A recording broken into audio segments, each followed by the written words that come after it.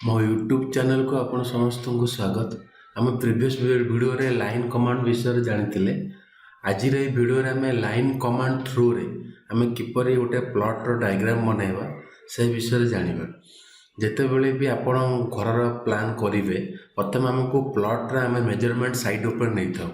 तो तार अनुसार आमको प्रथम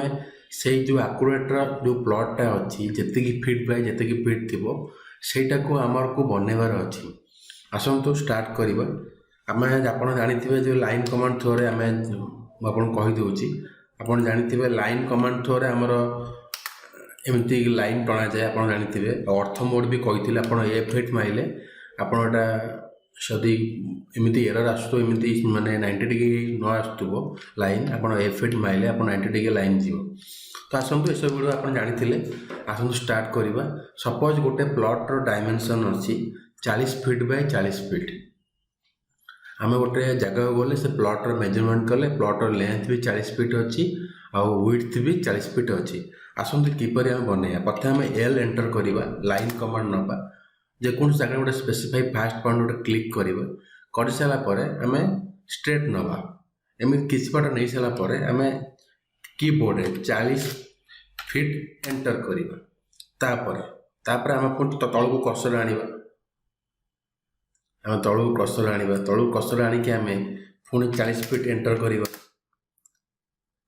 पुणी 40 फीट एंटर करवा तापर लास्ट को आम जॉइंट कनेक्ट करदे।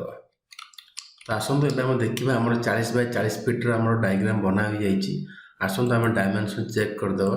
जे आमर आकुरेट डायमेंशन अच्छी कि ना आप देखु ये 40 फीट अच्छी एटा भी आप देखु ये भी 40 फीट अच्छी देखिए आप बहुत बुझीपारे आप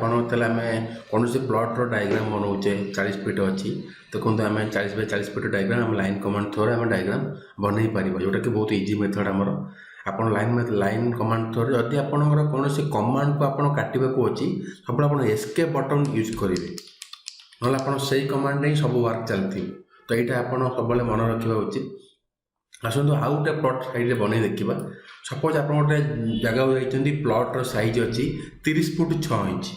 30 फुट 6 इंच 30 फुट 6 इंच आप कौन करवा प्रथम लाइन कमांड नवा स्पेसिफाई पॉइंट दबा राइट साइड को नवा 30 फीट 6 इंच कर एंटर मारिबा पुणी तल को आसवा 30 फीट 6 इंच को एंटर मारिबा पुणी 30 फीट 6 इंच को एंटर पुणी आम ताको कनेक्ट करदे। एबे आसतु आमर प्लॉट टी डायग्राम बना हो जाइए आम चेक करदे देखु आमर 30 फुट 6 लखा आमर हो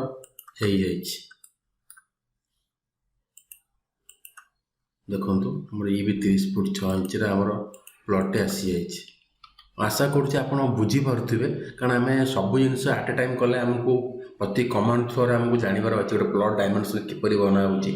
आउ थे कहीदे जितेबाला आप गोटे प्लॉट रो मेजरमेंट नौ साइड उपर सपोज 40 फीट है कि 30 फीट है 20 फीट है जहाँ भी है आप प्रथम लाइन कमांड थ्रो यूज करेंगे लाइन कमांड मतलब एंटर करेंगे गोटे टसर धरिकी आप गोटे स्पेसिफाई पॉइंट नहीं कि आप 20 फीट की जहाँ भी आप प्लॉट लेंथ अच्छे विड्थ अच्छी से अकॉर्डिंगली आम आप करें। आशा करुँची भिडियोटे आपको भल लगी आम नेक्स्ट वीडियो रे आम इरेगुलर प्लॉट से जाना सपोज गोटे प्लॉट अच्छी आम 40 फुट गोटे पट लेंथ अच्छी आउटा पट 28 फुट अच्छी आ गोटे 27 फुट अच्छी तो आउटा 36 फुट अच्छी यदि एमती किसी इरेगुलर प्लॉट थी तो से विषय आम नेक्स्ट वीडियो जाना। तो आप आम चैनल को लाइक सब्सक्राइब करूँ जहाँद्वारा आप ऑटोकाड जेकोसी टॉपिक सब टॉपिक आम ये माने फुलफिल करवा। तो आप जिनसटी बहुत भल भाव में जानीपारे। आशा करुँची वीडियोटी आपको भल लगी यदि किसी डाउट अच्छी आप कमेंट सेक्शन में कहींपारे।